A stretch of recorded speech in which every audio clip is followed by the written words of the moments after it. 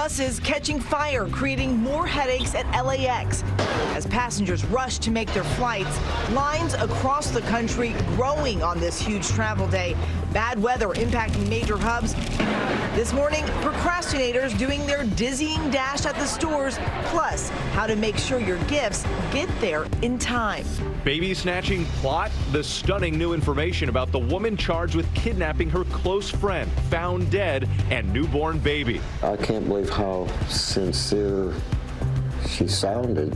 One of the lead searchers speaking out this morning.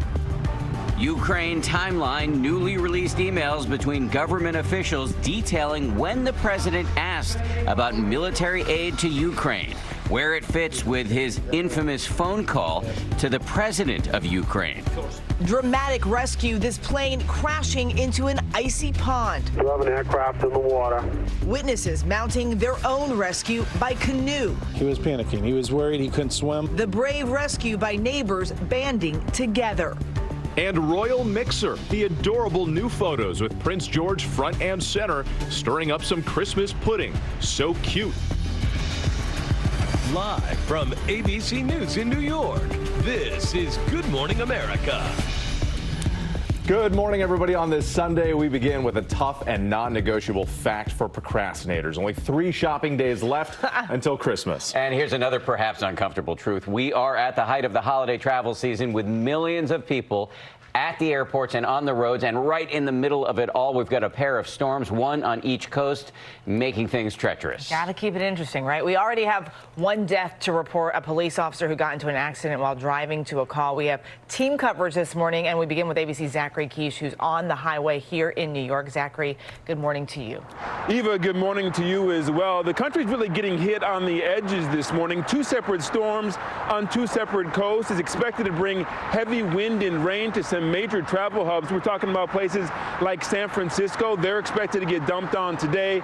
LA will get a dose of that wind and rain looking at Monday. And then down to Miami, they're expected to get the same, with holiday travelers feeling that as far north as Atlanta.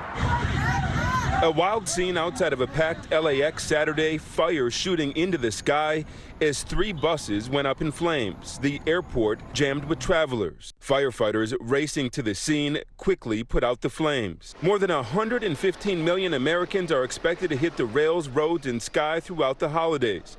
Travelers have been warned to pack their patience. In Sacramento, an internet outage at the airport there impacting 11 outbound planes. The weather creating travel chaos in several parts of the country. In the west, the California coast bracing for torrential rain and high winds, a system that already brought to Seattle one of the wettest days on record. That storm turning deadly. A Washington state police officer was killed racing to the scene of a crime hydroplaning on the wet road before crashing. In the southeast, drivers will be dealing with treacherous travel as a storm moving in and packing heavy rain will drench several states. For those of you who are going to be driving, you're being encouraged to take it slow and, of course, avoid those flood waters. And those of you at the airport today, already plenty of alerts to give yourself plenty of time and, of course, pack your patience. Whit? Thank you so much. Appreciate that information. Now to the procrastinators among us. You know who you are, but we are not judging. There is information, though, that you need to know for that last-minute holiday shopping blitz. ABC's Marcy Gonzalez joins us from Alhambra, California, with more on that. Marcy, good morning to you. Hey, Whit, good morning. Yes, this is a judgment-free zone. We've been talking to shoppers, and some say they actually wait on purpose because they love the thrill of rushing through stores this time of year. For everyone else, though, it is a slightly less pleasant experience. Merry Christmas! In the countdown to Christmas, it is crunch time. It's nuts. Yeah, it's nuts. It's like the worst. It's fun. It's fun, but I'm overwhelmed. Shoppers scrambling to get their last-minute gifts. Some, like Eric Finkelstein, really down to the wire before the start of Hanukkah tonight, going store to store at the Grove in Los Angeles, armed with seemingly endless lists. Well, here's one. And here's my other list. So many retailers offering deals to help you cross off those items. Reebok and Express advertising 50% off everything online. And Walmart discounting toys and games up to 60%. You get the good deal sometimes at the last minute.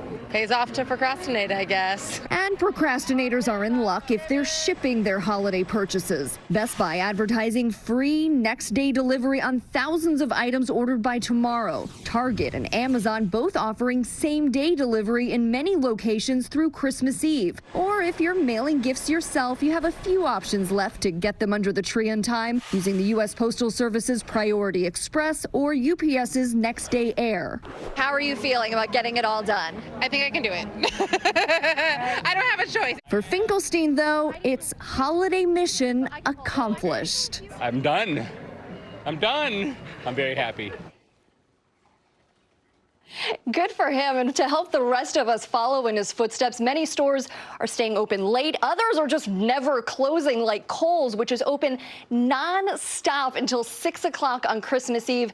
And I'll tell you what, getting here early is the way to go. Check this out. There are no crowds and no lines. Dan? Middle of the night, that may be the strategy. Marcy, thank you very much. On a much more somber note this morning, more than 1,000 people attended a celebration of the life of 18-year-old Barnard College freshman Tessa Majors, who was fatally stabbed almost 2 weeks ago here in Manhattan. Footage from our local ABC affiliate, WCAV, shows some of Majors' closest friends reciting poetry and singing some of the budding musician's favorite songs at her former high school in Charlottesville, Virginia. A 13-year-old boy has been arrested and charged in connection with her murder, while the NYPD is still searching for more suspects. This morning, possible new insights into President Trump's dealings with Ukraine. Emails showing a timeline on the request to freeze U.S. military aid to the country. ABC's Rachel Scott joins us from West Palm Beach, Florida, with more. Good morning, Rachel. Eva, good morning. Yes, those new documents show that officials were concerned about the holdup of military aid and ultimately relieved when it was released, ready to put this all behind them. The Trump administration was forced to turn over emails between government officials who discussed the freezing of millions of dollars in military aid to Ukraine, a move Democrats say was an attempt to pressure the country to investigate the president's political rivals. Now, those redacted documents obtained by the Center for Public Integrity show the president asked about the aid as early as June. Now, that is weeks before his infamous phone call with the leader of Ukraine that triggered the impeachment investigation. And it also shows that the aid was withheld just 90 minutes after that phone call. Now, the White House has blasted the impeachment investigation as a one-sided sham, and they have declined to comment on this recent release of documents. Eva? And Rachel, lawmakers have left Washington uncertain about the timeline of an impeachment trial. Last night, President Trump lashing out at Nancy Pelosi for not sending those articles of impeachment over to the Senate. That's right, Eva. The timing of an impeachment trial is now up in the air, and President Trump went after House Speaker Nancy Pelosi over the unexpected holdup. The president took to the stage at a conservative student conference in Florida, saying Pelosi's strategy is to delay the next step because she has no case. Now, Republicans have accused the House Speaker of getting cold feet, having buyer's remorse following the House's vote to impeach the president. But Pelosi has said she's not ready to take the next step. She's held off on sending the articles of impeachment over to the Senate until Republicans reveal how a trial would play out. But lawmakers who would decide the president's fate have left Washington and are at an impasse. Eva? Rachel Scott for us. Thank you. Whit? All right, Eva, to politics now, and Iowa, where the candidates are trying to make their mark with the caucuses just around the corner there. ABC's Stephanie Ramos is in Des Moines this morning. Stephanie, good morning to you. Whit, good morning. That's right. Democratic candidates are ramping up their campaign efforts here in Iowa, trying to gain those primary voters before the all-important Iowa caucus. A number of Democratic presidential candidates are crisscrossing the state of Iowa in hopes of winning over rural voters before the Iowa caucuses in February. It was just a few days ago at the Democratic debate in Los Angeles where most of the candidates were taking aim at each other. Senator Klobuchar had your hand up first. I did not come here to listen to this argument. We spoke with former Vice President Joe Biden at this intimate rally in Creston, where he says the verbal attacks between the candidates won't help unify the Democratic Party. I don't think it's a good thing. I think we got enough division in the party as well. I don't think we help anybody but the other guy out there. And so I don't think it works for everyone. Many of the other candidates firing shots directly at South Bend, Indiana Mayor Pete Buttigieg for attending a high-priced private fundraiser in a wine cave hosted by billionaires. I think now we should decide that we're not going to let billionaires in wine caves pick the next president. Buttigieg, who's pointed out that Senator Elizabeth Warren herself is a millionaire, is defending contributions his campaign is receiving from Wall Street donors, saying he welcomes any donation, big or small. If you're wealthy and you want a different president, I want you helping out. Senator Amy Klobuchar, while making her rounds through the leadoff caucus state, says it's about everyone having a fair chance to run for office. The bigger issue here is campaign finance reform. I find a big imbalance that people who have bigger bank accounts can run their own ads all the time in all over the country.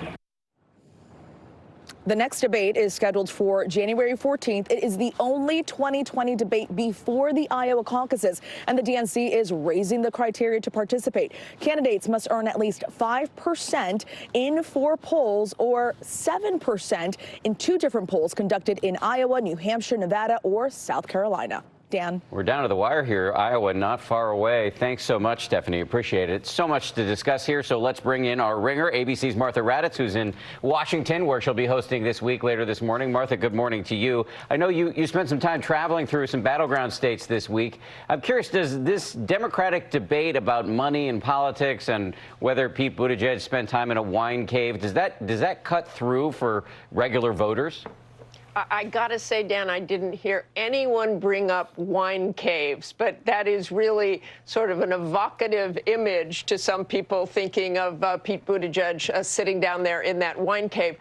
Clearly, campaign spending is an issue. We've heard Bernie Sanders and Elizabeth Warren talk about billionaires over and over and over. So there is clearly some response to that. But voters out there are thinking of far different things. They're really thinking about health care. That is the answer I got more than any other. What issues are important to you? Health care, health care, health care. And impeachment not cutting through then? Impeachment, I'm surprised. There were so many people who were absolutely riveted to the screen, but those were mainly Democrats. The Republicans were echoing Donald Trump's words in many, many ways, saying it was a waste of time, saying it was a sham. They would say it over and over. I think I get the sense from talking to those voters in battleground states that they just want to move on and get back to the issues outside of impeachment. Some Democrats say they were even worried that it would help President Trump. But the issue is not going away, and you've got 2 prominent senators on your show this morning. Both of them would serve as jurors if there's a trial in the Senate. Where do things stand right now? Are we going to have a trial? When is it likely to happen? Will there be witnesses? What do we know? Well, I would say just what Rachel said. At this point, it is unclear whether that trial will take place, but people are pretty certain it will take place at some point, probably sometime in January. Martha, always great to talk to you on a Sunday morning. Really appreciate it. I want to remind everybody she's got a big show coming up this morning. She's going to sit down with GOP Senator Ron Johnson and then Democratic Senator Doug Jones to talk about what we can expect from an impeachment trial in the Senate. Plus, the Powerhouse Roundtable takes on the 2020 race with just 6 weeks to go before the Iowa caucuses. It's all coming up on This Week later this morning right here on ABC. Over to you. Well, in Iowa, police have charged a woman with attempted murder after they say she ran over a 14-year-old girl on purpose because she was Mexican. 42-year-old Nicole Poole Franklin has allegedly admitted to police that she intentionally veered off the road to hit the girl. The teen suffered some injuries but was able to return to school after a week. Authorities are deciding whether or not to charge Franklin with a hate crime. Now to a dramatic scene caught on camera. Residents coming to the rescue after a small plane made a harrowing crash landing near Boston. Dispatching a small aircraft crash plane into the water of the Lake Street pond. Unknown injuries. terrifying moments in Massachusetts when this small plane came crashing down onto an icy pond in broad daylight. The pilot managing to escape, neighbors then rushing in to help. The engine was sounding like it was really just putting along. He just couldn't get altitude. Witnesses say the pilot was attempting an emergency landing Saturday on the sheet of ice that formed on top of the pond when one of the plane's wings clipped the surface. You have an aircraft in the water. The pilot scrambling to stand on top of the plane as the aircraft sank into the freezing water. One party on the wing of the plane. He was panicking. He was worried he couldn't swim. With no time to spare, John Keegan, who watched the whole ordeal, grabbed his neighbor's canoe, mounting his own rescue ahead of first responders to reach the desperate pilot. His landing gear got ripped off. The front of the plane was crushed. Keegan, in his borrowed canoe, reaching the pilot just in time. Hopefully that's it for Christmas excitement. This will be a memorable one. You know, I'll remember it. So will everybody around here. Amazing story there. Emergency medical technicians were waiting for that pilot once he reached shore, but he refused treatment, indicating that he was likely okay. A tough Massachusetts. Yes, indeed. Yeah. Thank you, Whit. Right now, Boeing's troubled Starliner spacecraft is on its way back to Earth after a disappointing mission. It was supposed to be an unmanned test run to the International Space Station, but it didn't get there, and the ship is not out of the woods yet. ABC's Trevor Alt is here with much more on that. Trevor, good morning to you. Good morning, Dan. These were big plans for the Boeing Starliner that were foiled pretty soon after it got into space. And according to NASA, it's because a mission elapsed timing system anomaly led to a suboptimal orbital insertion, which admittedly sounds pretty complicated. What it essentially means is one of the clocks was wrong, so they decided to bring it back home. This morning, the Boeing Starliner heading back down to Earth, unfortunately ahead of schedule. And liftoff. The rise of Starliner. Just 2 days ago, the unmanned capsule had a picture-perfect launch from Cape Canaveral, bound for the International Space Station. But it never made it there. And while the reason why could be called rocket science, the simple version is that there was a problem with the clock. That anomaly resulted in the vehicle believing that the time was different than it actually was. That error in timing meant the Starliner didn't fire its rockets at the right time to get into the correct orbit, and Boeing engineers trying to launch them manually couldn't get the signal through. So that trip to the space station with food, Christmas presents for the astronauts, and Rosie the Rocketeer on board had to be scrapped. An automation issue. If there were astronauts on board, they would have been able to take over the sequence and probably not make the errors that were made. There were hopes the Starliner's trek would have been a historic step in NASA's Commercial Crew program, which the agency says aims to get American astronauts on American rockets back into space by working with private companies like Boeing and SpaceX. It's created a modern-day space race, though SpaceX founder Elon Musk offered a supportive olive branch to Boeing, tweeting, "Orbit is hard," and wishing the Boeing team well on the landing. I think the 2020s are going to be the roaring 20s for space travel. This is going to be a very exciting decade coming up. Now, it's important to note this wasn't any type of total failure for Boeing. That dummy on board, Rosie the Rocketeer, actually gathered a lot of data that they're going to use when they send actual astronauts into space. But the plan has been to send astronauts up in this coming year, and we don't know yet if this is going to slow down that plan. Are they blaming the suboptimal orbital insertion on the dummy? It's yet to be seen. That's how I would do it. Yes. They're not passing blame, Rosie. I'm sure, just yet. Rosie. Thank you. Appreciate it. Time now for a check of the weather, and Greg Dutra from our Chicago station WLS is in for Rod. How you doing this morning? I'm doing great, but I think travelers are going to have a little bit of a problem. Major travel hubs today, not only on the East Coast, but also West Coast, affected by dual storm systems. Let's start in the southeast here. Atlanta, of course, a major travel hub. Well, about the whole state of Georgia has rain over it. Same deal in Florida, same deal in Mississippi, and all the way north here into South Carolina. And that is where we track this storm today. But before we get into this evening, there's a chance of severe storms in South Florida. They call it the Florida Sun Coast. Not so much today. Later on the evening on Monday, the storm finally pulls off of the coast and brings drier air in for Christmas. That is a good little bit of news. But look at the rainfall total. Spots that have problems with flooding, like Charleston, they have trouble with an inch of rain, 3 to 6 inches of rain on the way there, all the way down to Savannah, Georgia, and 1 to 3 inches for just about everywhere else in the southeast. Here's the other little dose of good news. Christmas in Chicago is going to be warmer than Halloween was. Inches of snow on Halloween, near 50 degrees on Christmas. Let's take a look at your local forecast.